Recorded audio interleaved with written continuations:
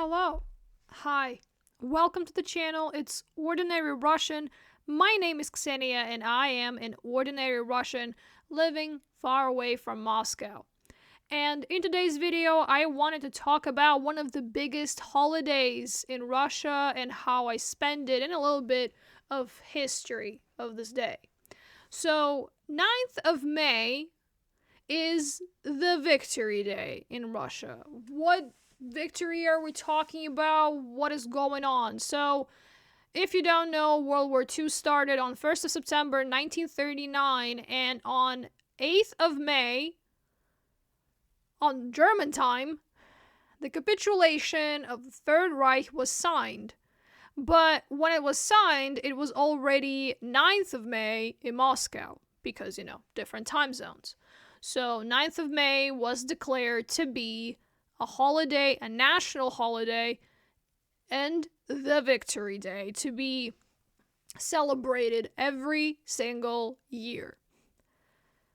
Well, you think that you think that during the war there is the fog of war, and this is the reason why it's very unclear what is going on and what was happening. But now, 80 years later, it still is a topic of discussion. It still is mysterious in one way or the other. A lot of documents, a lot of protocols in different countries are still top secret, they're still classified, and I don't know about other countries, but we did have some documents declassified in the last couple of years. So, in recent years, I think in the last couple of decades, there was this very big move to erase the role of the Soviet Union in this war. That Allies won, Hitler lost, and Soviet Union was just somewhere there, being the same thing as Nazi Germany and Third Reich, and Hitler and Stalin is just basically the same thing but different ideology. And it's kind of interesting that in recent years I see that not just Soviet Union is kind of there somewhere on the outskirts of the history of this conflict, insignificant, but also that it is to blame for the war, starting. It's interesting. It's mind-blowing in a way, because there are so many documents, so many photographs, so much history, and yet people still are not really interested in what is happening, and they're constantly going to this propaganda points, and not just propaganda points, but, trying to learn about this war in like a matter of a couple of hours. That's not how it works. You can spend 10, 15, 20 years to study this war because it was so big. World War II put the whole world on fire. And European front, Asian front, African front, we're not even talking about, Pacific front and what was happening in the sea, because, even when it comes to the Eastern Front, which is basically the Great Patriotic War, USSR versus Nazi Germany, when Soviet Union was invaded by Nazi Germany on 22nd of June 1941, and we studied at school, of course, the major battles, the Battle for Moscow, the Battle of Stalingrad, Kursk, you name it, and yet I still learn new things every single year, be it from non-fiction historical books, be it from fiction books, prose written about that time period. It's just, you learn a lot. A lot. However, it is misinformation, the statement that if not for Molotov-Ribbentrop Pact of 1939, then the war would have never happened, then that Stalin and Hitler were allies, because it's not true. It isn't true. You see, the interesting thing is that when Hitler came to power. The World War II is the direct result of World War One, where Germany lost as well. And Versailles was humiliating for Germany, literally bounding its economy and people, making them poor, humiliating them. And of course, it's not that big of a surprise that someone like Adolf Hitler would come to power, promising so many things for Germans. And at the same time, Russian Empire ceased to exist, and a new country with a new ideology and a new regime came out on the international arena. And of course, the idea of communism was a threat in Europe. And Hitler was literally flirting with all of the allies, and they were flirting back with him because he was talking out loud about being the last bastion of Europe, the shield of Europe from evil communism and whatnot. I mean, I'm not painting Soviet Union as white and fluffy, but kind of reminds me of something. I don't know. You tell me. So, and then I learned that Opel, which is a German brand of cars right now, at the time were only producing military equipment, and then I find out that it was literally a part of American General Motors. Not only that, but Americans poured a lot of money into German economy, and then British also thought that allowing Germany to militarize is a good idea because then Germany is going to protect them from the evil Soviets. Let's call it that.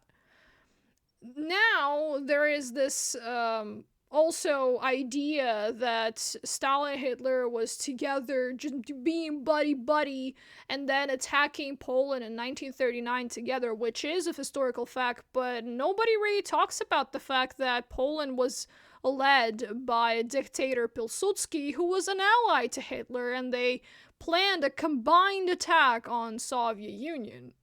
The separation is also quite obvious. I'm not saying it's justified, but I mean, it kind of is. I mean, it makes sense. At least if you look at the situation from the perspective of that time. Not only that, but when it comes to the annexation of Austria and then annexation of territories of Czechoslovakia and then the occupation of the whole Czechoslovakia, well, United States accepted it, UK accepted it, France, who was in alliance with Czechoslovakia, were supposed to provide protection to Czechoslovakia with Soviet Union, also accepted it and thought, well, you need to sign those papers, and it doesn't matter that Soviet Union is ready to protect you and have sent troops to protect you. They're evil communists. So just do whatever you're told. And then Czechoslovakia breaks apart because Hitler supported the separatists in those countries. So Czechoslovakia was no more. It was Czechia and Slovakia. And all of the treaties signed to provide protection with that country are annulled because this country doesn't exist on the map anymore. And out of all of the allies and countries in Europe and the West as well, kind of fighting against Hitler, Soviet Union, I think, was the only one to protest and say that this is unreasonable, this is wrong, this is a bad decision, because then it literally gives a green light to Hitler to do whatever he wants. Not only that, but Hitler actually intended to invade and then conquer Eastern Europe, which was described in General Plan Ost. At the time when it was signed and prepared, it was before, but during World War II, if we're talking about Eastern Europe, we're basically talking about Soviet Union. And the plan itself was to exterminate the biggest part of all of the Slavs and other nations, Jews as well, living on that territory, leaving approximately 25 million of them to be slaves and the rest just erase from existence. I mean, they achieved a little bit of that plan because Soviet Union lost 27 million people during that war. And out of, different statistics, but let's say that 10 million, approximately, let's say in the middle, 10 million of them were soldiers and the rest were civilians, women, children, old people, disabled, you name it, cripples and whatnot. 17 million civilians in the Soviet Union were killed by the Nazi forces, the Axis, whatever you want to call them, because if we're talking about my region, then, well, we had Italians here, we had Hungarians here. I literally have seen the cemeteries with those soldiers and prisoners of war, so I know that for a fact. So it's not just Germans. And if we're talking about the role of Soviet Union of breaking the spine of Hitler's army, well, Soviet Union killed 5 times more than Allied forces combined. I mean, I'm not talking about other theaters of war. I'm not talking about Asian, Pacific. I'm not talking about Africa here. I'm not talking about that. I'm talking specifically Europe. It took an insane amount of people and an insane amount of effort to do this. And hearing that Russia today was somewhere, Soviet Union was just somewhere, and the Allies were one, and then seeing Trump's tweets on X saying that United States won this war. If not for the United States, and the war wouldn't be over and whatnot.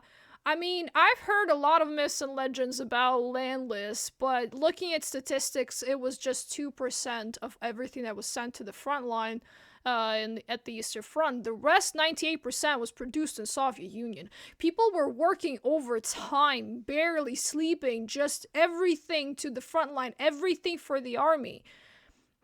So it is a heroic act, not just of the soldiers of the Red Army, but of every single Soviet civilian at the time as well. The factory workers, farmers, teachers, women were mobilized to serve in police. So seeing what is happening today, just completely... I don't even know how to say it. It's just, I get it. Today, with everything going on, I get it. But the role of the Soviet Union during that time and, the price that people paid for, this victory, it has nothing to do with what is going on today.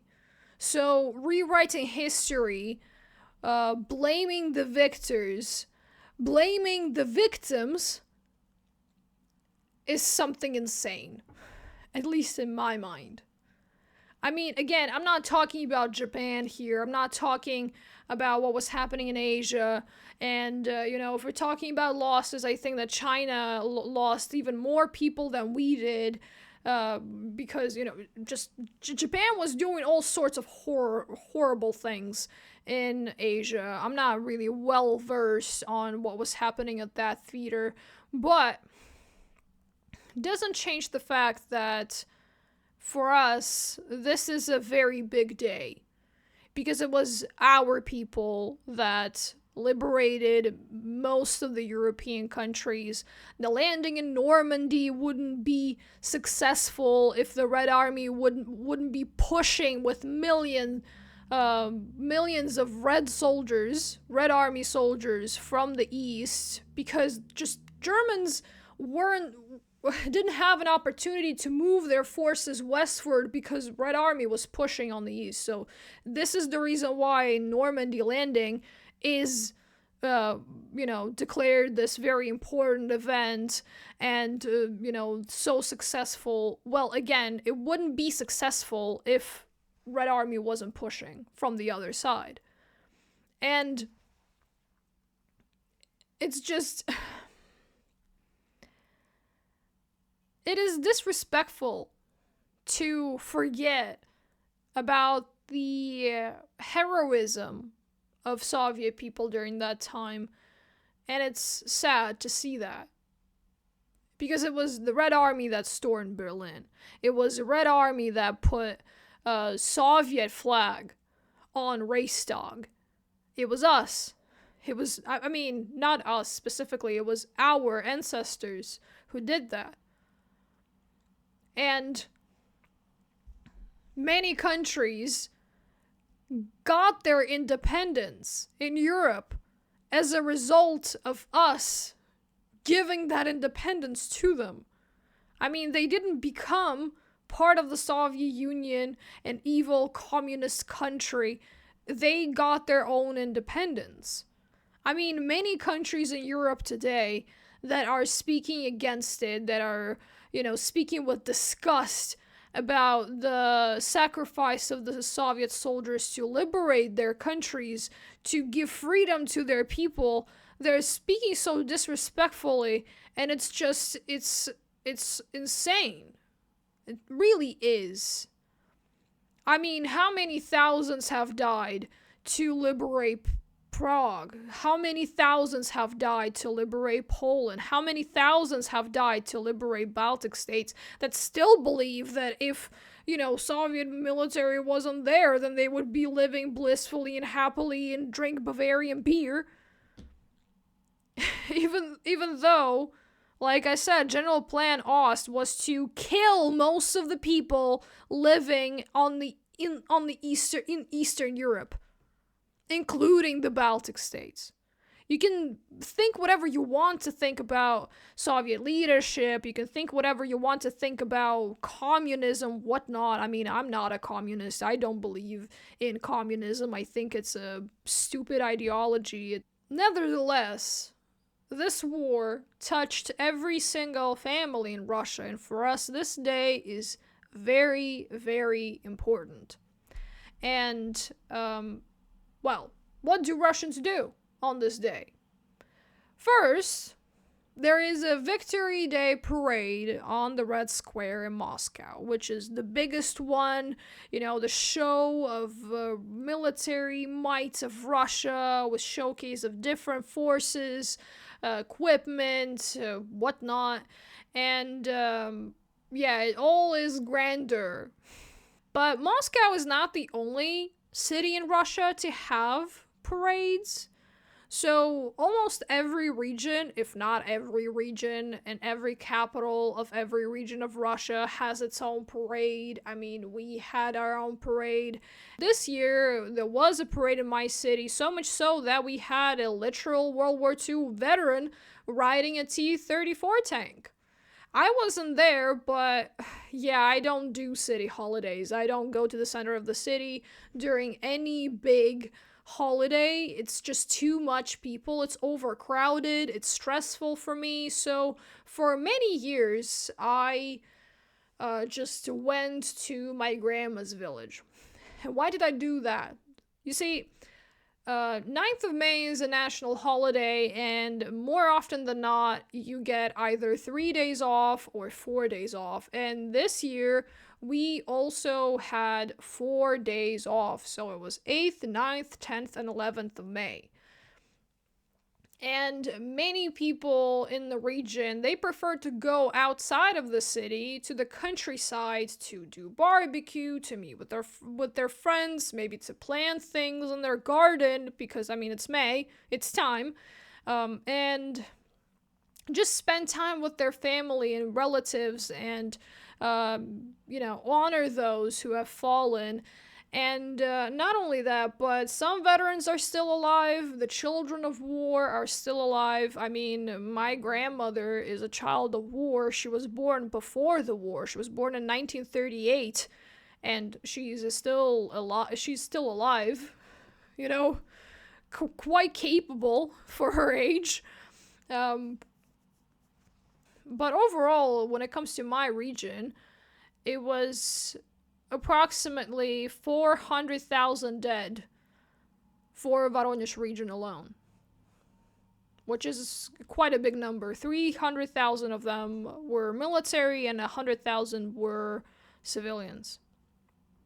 I live in a city that was almost completely destroyed during the war, and the battle for my city lasted for 212 days, with the Germans never conquering, taking the whole city.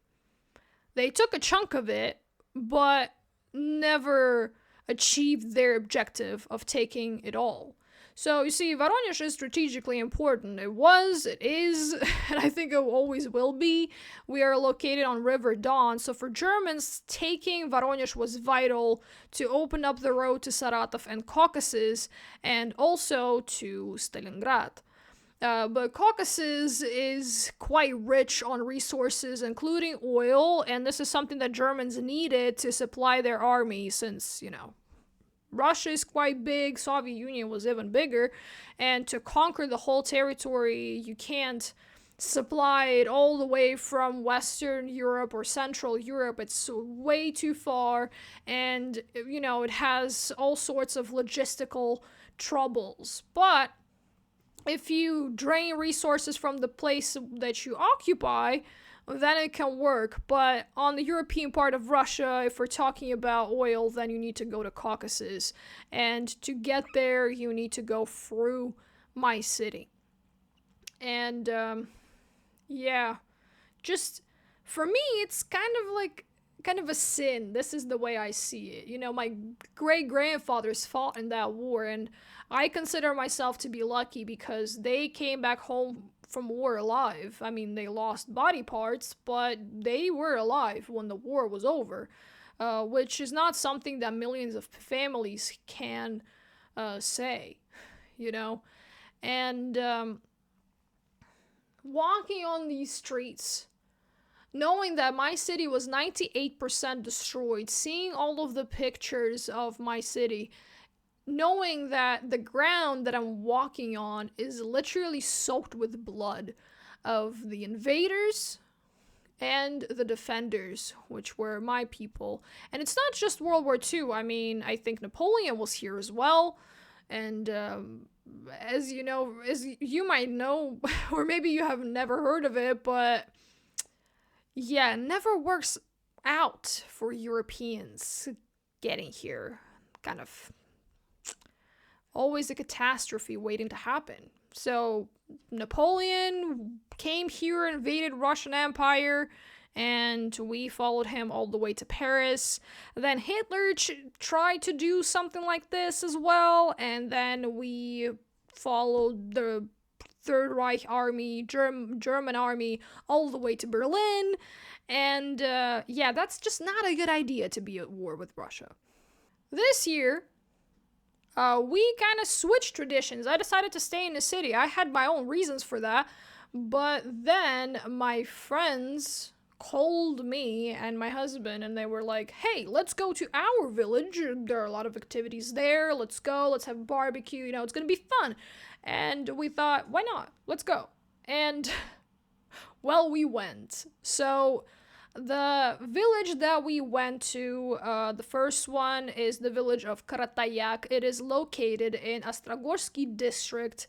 When it comes to World War II history, it's famous for bad reasons because there was 14 concentration camps where Soviet people were tortured, murdered, and whatnot. And there was very heavy fighting for this village because it is located on River Don as well as other big cities and villages in my region.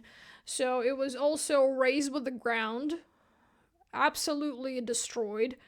And because of that, they still have this ceremony every single year where they put flowers to the memorials and mass graves of the villagers that have fallen, to a tank, also a memorial dedicated to that war, and then they go to the bridge, and from that bridge they put flour in water and just kind of make them flow with candles and everything, with military shooting rifles as it's happening. in honor, in memory of those who have fought in that village and who have died and lost their lives there as well. They also had concert after that, but we didn't have the time. We had to relocate to another village, so we didn't stay to see that. And the next village that we went to is a village of Petrienkovo, also located in Ostrogorsky district. This is a village where one of the concentration camps was located. And there was also a memorial dedicated to the villagers who have fallen at different front lines, but also a separate, brotherly grave. I don't know, Bratskaya Могила, with the ashes of 77 Soviet POWs who were killed in the concentration camp. Just so you understand, today this village is quite small. I mean, it has only 550 people. We came and we had a nightly, I don't know, barbecue, which in Russia is called shashlik, where we were sitting like in a small circle, just talking about things, telling stories, and discussing many different issues, giving histories of our families and whatnot. And it actually felt like we were sitting in a small family circle, even though my husband and I were not related to any of these people. But it still felt very family like because I guess Victory Day unites people in Russia.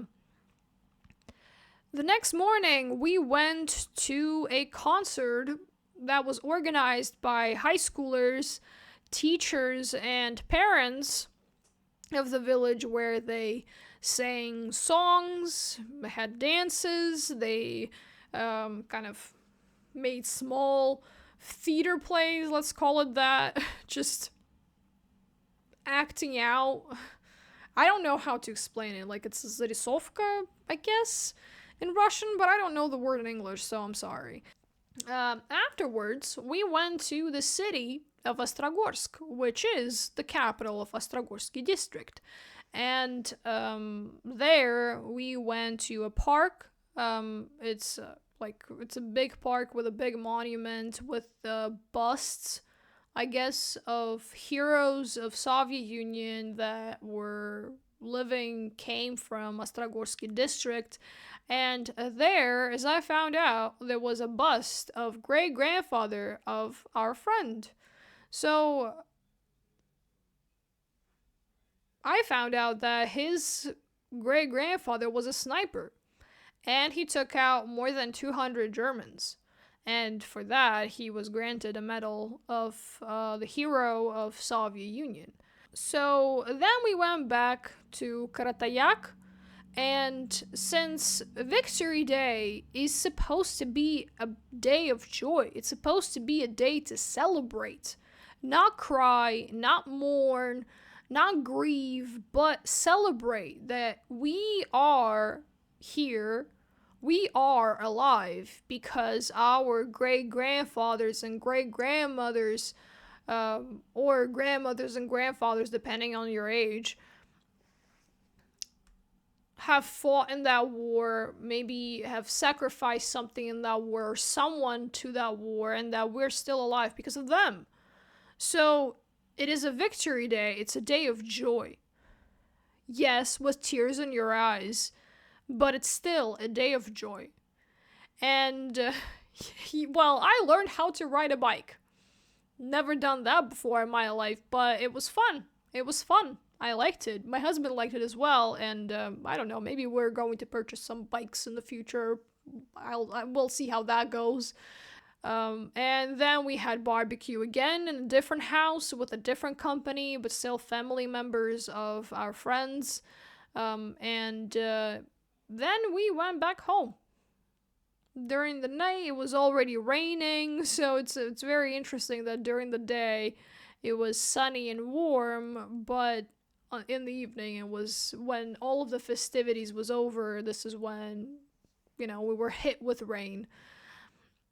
Overall, Victory Day is a very important day for Russians. For me personally, I will say this: I get emotional every year. Before, during, after this day, I made it a tradition for myself to watch movies dedicated to Great Patriotic War. Last 3 years, I also read books about this war, not just fiction books, but nonfiction books. And nothing made me cry more than a nonfiction book, about the battle for my city. Victory Day is not just celebrated in Russia, it's celebrated in many countries, especially post Soviet ones. Unfortunately, not all of our brothers, I guess, when it comes to historical period of existence of Soviet Union, celebrate this day. Not all of them want to remember that sacrifice. Not all of them want to honor that sacrifice. At least that's how I see it. I mean, knocking down monuments, restricting symbols, restricting people wearing the uniforms, restricting veterans going to honor their brothers who have fallen. I mean, it's all heartbreaking. I mean, this year I found out that in Baltic states, for example, they are literally um, making people pay fees just because they brought flowers to memorials, and people still do that. Every single year on the border between Russia and Estonia, Ivangorod and Narva. So, Ivangorod is a Russian city on the border, and every year we built a stage with a big screen so that people across the river in Estonia can watch the celebration. And hundreds upon hundreds of people come every year because they do not have those celebrations. I mean, I remember a scandal in Estonia where people of Narva were protesting against the demolition of T-34 tank, and yet the authorities knocked the tank down anyway. It's just, I don't get it. I mean, you're fighting ghosts. Not only that, but you're disrespecting all of those people that fought, bled, and died so you could live. I mean, you think you would be alive if they didn't do that? No. The misinformation, the lies, it's heartbreaking to see something like this. But as I see it, as a Russian, I believe that as long as we remember, then we're going to be okay as a nation. Because when we start to rewrite our history, when we start blaming those who were not to blame, when we start forgetting who we are and who our ancestors were and what they have done for us and for humanity, then it's all over for us as a nation. I mean, there are a lot of speculations. I'm not a historian. This is not a historical channel, but I'm just going to tell you quite clearly, nothing is black and white. And those who are trying to paint themselves as white and fluffy and somebody else as, this big, bad, aggressive guy, then yeah, there's a big chance that they are the bad guy, actually. Because they're trying too hard to defend themselves. I mean, we are taught in school to accept our history the way it is. To accept the bad, the good, and the ugly. No matter how ugly it is.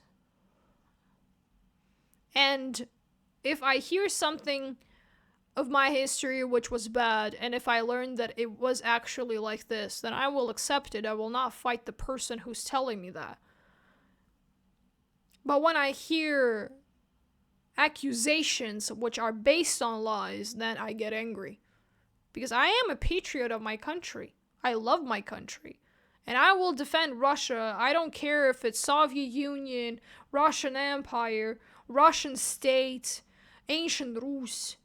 I don't care if it's Stalin, Alexander III, if it's Vladimir Putin or Ivan the Terrible. I will defend them all. Because this is the same country, it's just different versions of it.